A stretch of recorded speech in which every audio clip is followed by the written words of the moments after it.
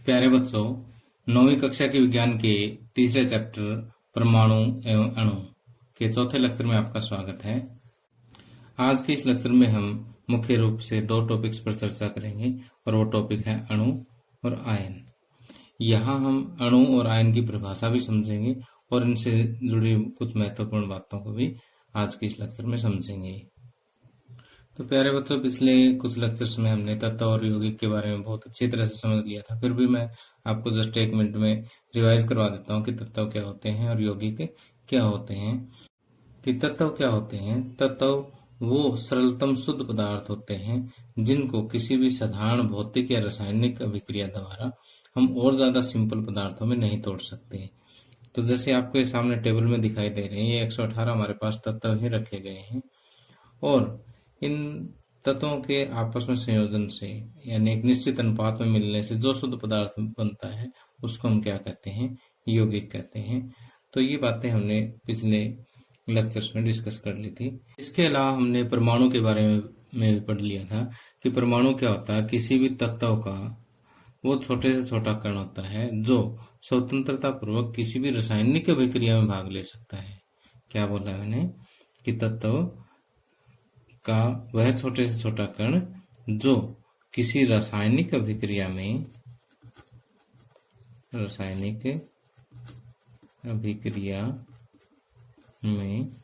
स्वतंत्रता पूर्वक भाग ले सकता है। ठीक। अब इसके अलावा ये खुद अकेला फ्री रह भी सकता है और नहीं भी रह सकता, दोनों ही बातें हैं इसके साथ। लेकिन ये बात निश्चित है कि ये रासायनिक अभिक्रिया में स्वतंत्रता पूर्वक भाग ले लेगा मोस्टली केसेस में। अब हम बात करते हैं अणु की। जैसे परमाणु तो किसका छोटे से छोटा कण होता है? तत्व का होता है, जबकि अणु जो है किसी भी तत्व का भी हो सकता है और यौगिक का भी हो सकता है। किसी तत्व या यौगिक का वो छोटे से छोटा कण जो स्वतंत्रता पूर्वक रह सकता है सामान्य दशाओं में।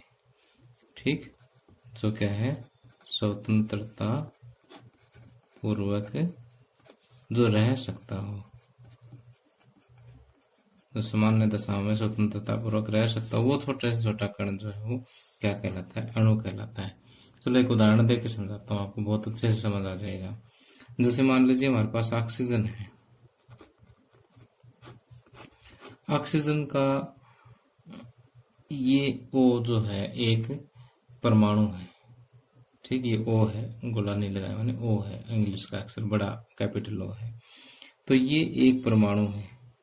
अब ये एक परमाणु जो है किसी रासायनिक क्रिया में तो भाग ले लेगा, लेकिन अकेला अगर हम चाहें कि ये यहाँ रह जाए लेकिन तो नहीं रह पाएगा। जब दो ऑक्सीजन के परमाणु आपस में जुड़ेंगे ना, तब ये आपस में ये स्वतंत्रता पूर्वक रह जाएगा। तो ये तो ऑक्सीजन का अणु हो गया और ये ऑक्सीजन का क्या हो गया? परमाणु हो गया। इसी तरह से जो है हाइड्रोजन में भी सेम होता है कि हाइड्रोजन में ये तो हाइड्रोजन का परमाणु हो गया। ठीक है। और अगर दो इकट्ठे जुड़ गए तो ये अणु हो गया। कोई जरूरी नहीं कि दो ही जुड़े। जैसे फास्फोरस है, फास्फोरस में का अकेला जो है ये परमाणु क्या होता है? पी होता है। ठीक। पी से डिनोट करते हैं, इसका संकेत होता है फास्फोरस का, जैसे हम पिछले लेक्चर्स में समझ चुके हैं। तो ये तो एक परमाणु को रिप्रेजेंट कर रहा है, लेकिन ये अकेला नहीं रह सकता, ये चार इकट्ठे रह सकते हैं। तो ये इसका एक अणु हो गया। ठीक है। कहीं आप ये सोच लो दो दो इकट्ठे हो जाते हैं, अणु बन जाते हैं, ये कितने भी हो सकते हैं। अब ये देखिए कि सेम, देखिए फास्फोरस के चार परमाणु मिलकर के इसका एक अणु बना लिया। यहाँ पर यहाँ हाइड्रोजन के दो परमाणुओं ने मिलकर एक अणु बना लिया, यहाँ ऑक्सीजन के दो परमाणुओं ने मिलकर के एक अणु बना लिया। तो यहाँ पर जो दोनों इस अणु के अंदर दोनों जो परमाणु है वो किसके हैं? ऑक्सीजन के। इसमें दोनों हाइड्रोजन के। और इस अणु के अंदर फास्फोरस के अणु में सारे के सारे किसके हैं? फास्फोरस के परमाणु हैं। अब कई बार क्या होता है कि एक ही तत्व के परमाणु भी आपस में मिल जाते हैं, ठीक, और अलग अलग तत्वों के भी मिल जाते हैं। जैसे जैसे पानी है, यानी जल जिसको हम कहते हैं, तो इसका अगर एक अणु देखें तो H2O बनता है, ठीक। तो इसमें दो तो हाइड्रोजन के तत्व है और एक ऑक्सीजन का तत्व है। तो इस तरह से ये जो है पानी का एक अणु बन गया। अब ये पानी का एक अणु जो है ये स्वतंत्रता पूर्वक रह सकता है। अब देखिए कि स्वतंत्रता पूर्वक रहने के अलावा अणु के अंदर एक और गुण होता है, वो मैं आपको बताता हूँ कि किसी भी पदार्थ के अणु के अंदर उस पदार्थ के सभी गुण विद्यमान होते हैं। जैसे पानी का एक अणु है ना, इसमें पानी के सारे जो गुण होते हैं वो सारे एक अणु के अंदर भी मौजूद होंगे, ठीक है। तो अब ये नोट्स में पढ़ा देता हूँ आपको एक बार कि अणु क्या होता है। अणु किसी तत्व या यौगिक का वह सूक्ष्मतम कण होता है जो सामान्य दशाओं में स्वतंत्र रह सकता है और यह पदार्थ के सभी गुण धर्मों को प्रदर्शित करता है। यानी अणु के अंदर उस पदार्थ के सभी गुण मौजूद होते हैं। जैसे H2O अणु में जल के संपूर्ण गुण धर्म जो है वो मौजूद होते हैं। ओके, तो अभी जैसे मैंने आपको उदाहरण देके समझाए थे कि किसी एक अणु का निर्माण जो है वो एक ही तरह के परमाणु मिलकर के कर सकते हैं या भिन्न भिन्न प्रकार के परमाणुओं से मिलकर के भी एक अणु बन सकता है। एक ही प्रकार के अणु, जैसे मान लिया, जैसे मैंने आपको हाइड्रोजन का एग्जाम्पल दिया था, सॉरी ऑक्सीजन का एग्जाम्पल दिया था कि ऑक्सीजन में दोनों ही, ऑक्सीजन के एक अणु में दोनों ही परमाणु किसके हैं, ऑक्सीजन के हैं। इसी तरह से नाइट्रोजन के एक अणु में दोनों ही परमाणु जो है वो किसके हैं, नाइट्रोजन के हैं। ओजोन के एक परमाणु का जो सूत्र है वो O3 होता है। O3 में 3 परमाणु है, तीनों ही ऑक्सीजन के होते हैं। इसी तरह से सल्फर के 8 परमाणु मिलकर के सल्फर का एक अणु बनाते हैं। फास्फोरस के 4 परमाणु मिलकर के फास्फोरस का एक अणु बनाते हैं।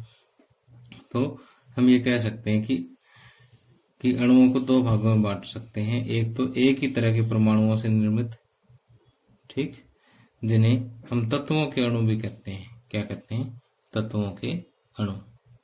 तो एक ही तरह के परमाणुओं से निर्मित होते हैं और एक भिन्न तरह के परमाणुओं से निर्मित होते हैं। जैसे मैंने पानी का एग्जाम्पल आपको दिया था कि पानी में क्या होते हैं कि दो तरह के परमाणु होते हैं, हाइड्रोजन और ऑक्सीजन। इसी तरह से कार्बन डाइऑक्साइड में एक कार्बन और 2 ऑक्सीजन के परमाणु होते हैं, ठीक। तो इस तरह से हम देख सकते हैं कि एक अणु के अंदर जो है वो एक ही तरह के परमाणु, एक ही तत्व के परमाणु भी हो सकते हैं और भिन्न भिन्न तत्वों के परमाणु भी हो सकते हैं, ठीक। तो जिनमें भिन्न भिन्न तत्वों के परमाणु होते हैं उनको हम क्या कहते हैं, यौगिकों के अणु भी कह देते हैं। ओके, अब अगली परिभाषा आती है परमाणुकता। परमाणुकता को मैं आपको एक उदाहरण के माध्यम से समझाता हूँ, फिर अच्छी तरह समझ आएगा। कि जैसे हमने पीछे उदाहरणों में देखा कि ऑक्सीजन के एक अणु में 2 परमाणु होते हैं, दोनों ही ऑक्सीजन के होते हैं। इसी तरह से नाइट्रोजन में भी 2 होते हैं। ओजोन में हमने देखा कि कितने होते हैं, 3 होते हैं। फास्फोरस में हमने देखा 4 होते हैं। सल्फर में देखा कि 8 परमाणु जो है वो मिलकर के एक सल्फर का अणु बनाते हैं। जबकि अगर हम बात करते हैं हीलियम की, हीलियम का सिर्फ एक परमाणु स्वतंत्र रह सकता है। तो ये तो इसका परमाणु है और ये इसका अणु है। इसी तरह से आर्गन है, तो ये नोबल गैसेस हैं जिनका जो एक परमाणु जो है खुद भी स्वतंत्र अवस्था में रह सकता है और इसके अंदर जो है हीलियम का जैसे एक परमाणु है उसके अंदर हीलियम के सभी गुण मौजूद होते हैं। तो यहाँ पर ये तो इसका परमाणु है और ये इसका अणु है। तो हम ये कह सकते हैं कि हीलियम के एक अणु में एक ही परमाणु होता है, ठीक। तो हम ये कहते हैं कि उसकी परमाणुकता 1 है।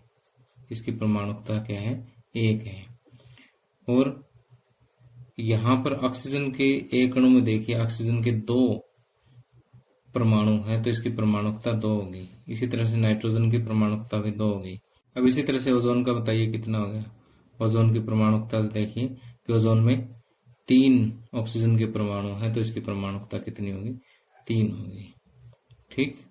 और फास्फोरस में, फास्फोरस कि एक अणु में फास्फोरस के 4 परमाणु है तो इसकी परमाणुकता जो है वो 4 होगी। ठीक, और इसकी परमाणुकता कितनी होगी? 8 होगी। ठीक, तो आप यहां से समझ गए होंगे कि किसी तत्व के अणु में उपस्थित परमाणुओं की संख्या, किसी तत्व के एक अणु में उपस्थित परमाणुओं की संख्या क्या कहलाती है? उसकी परमाणुकता कहलाती है, उसकी एटोमिसिटी कहलाती है। अब परमाणुकता के आधार पर हम ये कह सकते हैं कि जिस तत्व के अणु में सिर्फ एक ही परमाणु हो उसको कहते हैं एक परमाणुक, और जिस तत्व के अणु में 2 परमाणु हो, जिस तत्व के अणु में 2 परमाणु हो उसको कहते हैं द्विपरमाणुक। ठीक, और जिस तत्व के अणु में 3 परमाणु हो उसको कहते हैं त्रिपरमाणुक। ठीक, जिस तत्व के अणु में 4 परमाणु हो उसको कहते हैं चतुर्परमाणुक, और उससे ज्यादा हो उसको कहते हैं बहुपरमाणुक। जैसे सल्फर वाला जो है बहुपरमाणुक में हम ले सकते हैं। ठीक, तो ये तो थी सभी अधातुएं। अगर हम धातुओं की बात करें तो धातुएं जो है सभी जो है लगभग क्या होती है? एक परमाणुक ही होती है। जैसे सोडियम, आयरन, एल्यूमिनियम, कॉपर वगैरह यहाँ पर मैंने उदाहरण आपके लिए लिख दिए हैं। अब आइए मैं आपको समझाता हूँ कि आयन क्या होता है। अब देखिए कि कुछ यौगिक ऐसे होते हैं जो धातुओं, एक धातु और एक अधातु से मिलकर के बने होते हैं। ठीक, जैसे उदाहरण के लिए सोडियम क्लोराइड। सोडियम तो यहाँ पर क्या है? धातु है, और क्लोरीन क्या है? अधातु है। तो इस प्रकार के जो यौगिक हैं जो धातुओं और अधातुओं से मिलकर के बने होते हैं, ये वास्तव में आवेशित कणों से मिलकर के बने होते हैं। किससे बने होते हैं? आवेशित कणों से मिलकर के बने होते हैं, और यही आवेशित कण जो है वो क्या कहलाते हैं? आयन कहलाते हैं। जैसे अगर हम सोडियम क्लोराइड को देखें तो सोडियम क्लोराइड वास्तव में सोडियम का इसमें आवेशित कण होता है, और क्लोरीन का भी एक आवेशित कण होता है, इसको हम कहते हैं सोडियम आयन, और इसको कहते हैं क्लोराइड आयन। ठीक, तो यहाँ हम ये कह सकते हैं कि एक जब सोडियम क्लोराइड का निर्माण होता है तो एक विशेष प्रोसेस में, एक विशेष प्रक्रिया द्वारा सोडियम परमाणु जो है उस पर कुछ विशेष आवेश आ जाता है। इसी तरह से क्लोरीन के परमाणु पर भी एक आवेश आ जाता है। ठीक, और इन आवेशों की वजह से आपस में बंध जाते हैं। ठीक, तो ये जो आवेशित कण है ये क्या है? आयन है। ठीक, तो जैसे यहाँ पर हमने देखा कि एक परमाणु पर आवेश है, इसी तरह से यहाँ पर भी एक परमाणु पर आवेश है, तो इसी तरह से परमाणुओं के समूह पर भी आवेश हो सकता है। यानी यहाँ एक एक परमाणु वाले आयन हैं, और यहाँ परमाणुओं के समूह वाले आयन भी हो सकते हैं। तो हम ये कह सकते हैं कि आयन एक आवेशित परमाणु अथवा परमाणुओं का ऐसा समूह होता है जिस पर कुछ न कुछ नेट आवेश विद्यमान होता है। ठीक, अब देखिए कि ये जो आवेश है ये धन आवेश भी हो सकता है, पॉजिटिव चार्ज भी हो सकता है, और ऋण आवेश भी हो सकता है। ठीक, तो इसी आधार पर आयन जो है 2 तरह के हो सकते हैं। कौन कौन से? धनायन और ऋणायन। धनायन मतलब जिस पर पॉजिटिव चार्ज हो, ऋणायन मतलब जिस पर नेगेटिव चार्ज हो। इसको इंग्लिश में कहते हैं कैटायन, और इसको कहते हैं एनायन। ठीक, तो यहाँ पर अगर हम देखें तो सोडियम आयन जो है वो धनायन है, और क्लोराइड आयन है वो ऋणायन है। ओके, तो सोडियम क्लोराइड की तरह से हम और भी उदाहरण दे सकते हैं। जैसे कैल्शियम ऑक्साइड है, कैल्शियम ऑक्साइड। कैल्शियम ऑक्साइड में एक कैल्शियम होता है और एक ऑक्सीजन होती है। तो कैल्शियम यहाँ पर धातु है और ऑक्सीजन जो है वो अधातु है। इसी तरह से मैग्नीशियम सल्फाइड है, मैग्नीशियम सल्फाइड। तो यहाँ पर मैग्नीशियम धातु है और सल्फर जो है अधातु है। तो यहाँ पर ये मैग्नीशियम जो है यहाँ पर ये 2 पॉजिटिव और 2 धन आवेश होते हैं इसके ऊपर, और सल्फर पर तो ऋण आवेश होते हैं। इसी तरह से कैल्शियम के ऊपर भी 2 धन आवेश होते हैं, ऑक्सीजन पर 2 ऋण आवेश होते हैं। तो अब कुछ एक बच्चों का क्वेश्चन है सर कि ये जैसे कैल्शियम ऑक्साइड है, मैग्नीशियम सल्फाइड वगैरह, ये नाम कैसे लिखते हैं? तो अगले लेक्चर में मैं आपको इसी तरह के जो आयनिक यौगिक हैं या जो सरल आणविक यौगिक हैं उनका नाम लिखना सिखाऊंगा। तो तब तक आपने एक काम करना है, अगले आपको नाम अगर अच्छी तरह से सीखना है तो यहाँ पर मैंने आपको एक टेबल स्क्रीन पर दिखाई है। इस टेबल में आपको क्या दिया हुआ है कि कुछ यहाँ पर आयन्स दिए हुए हैं, ठीक है। जैसे सोडियम आयन है तो इसके ऊपर आपने याद करना है कि कितना पॉजिटिव आयन है। पोटासियम वाले पे 1 पॉजिटिव है, सिल्वर वाले पे 1 पॉजिटिव है। एक बार इसको अच्छी तरह से याद कर लेना। अगले लेक्चर में मैं आपको इसकी टेक्निक भी बता दूंगा कि किस तरह से याद किए जाते हैं। बाकी तो कोई ज्यादा मुश्किल नहीं है, अगर इतने भी याद कर लोगे ना तो जो आपके 10th 11th क्लास तक जो आपके जो आयनिक यौगिक आते हैं तो उनमें भी आपको कोई परेशानी नहीं आएगी, ठीक। और अभी तक जितना मैंने आपको समझाया आयन्स वगैरह के बारे में वो यहाँ पर आप स्क्रीन पर देख सकते हैं कि आयन क्या होता है। आयरन धातु एवं अधातु युक्त यौगिक आवेशित कणों से मिलकर के बने होते हैं और ये आवेशित कण ही क्या है? आयन है। और आयन की अगर हम परिभाषा दें तो आयन जो है आवेशित परमाणु या परमाणुओं का ऐसा समूह होता है जिस पर नेट आवेश विद्यमान होता है, ठीक।